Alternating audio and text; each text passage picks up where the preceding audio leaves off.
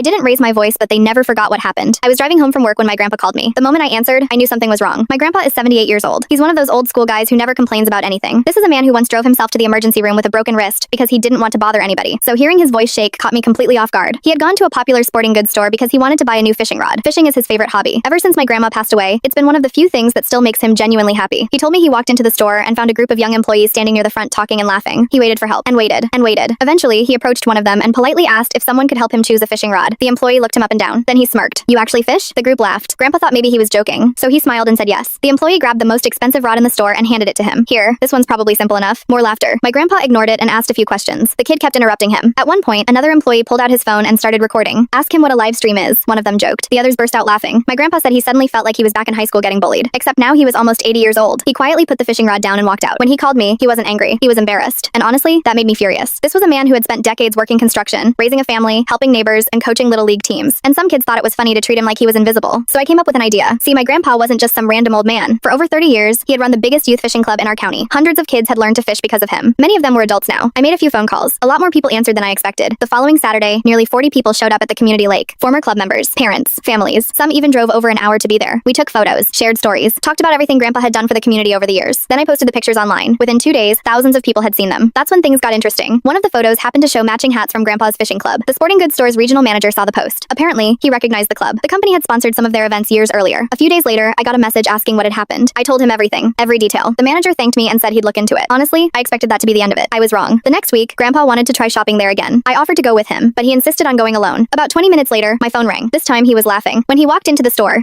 manager personally greeted him. Not only did they help him pick out a fishing rod, but they also gave him a significant discount and spent nearly an hour talking fishing with him. The employees who had mocked him were nowhere to be seen. The manager even carried the rod to Grandpa's truck. Before leaving, Grandpa asked what had changed. The manager smiled. We were reminded who helped build this community. When he told me that, I couldn't stop smiling. Because the truth is, people like my grandpa rarely demand respect. They've spent their whole lives earning it. Sometimes all it takes is reminding everyone else of that fact. And from what I heard, nobody in that store ever made fun of an elderly customer again.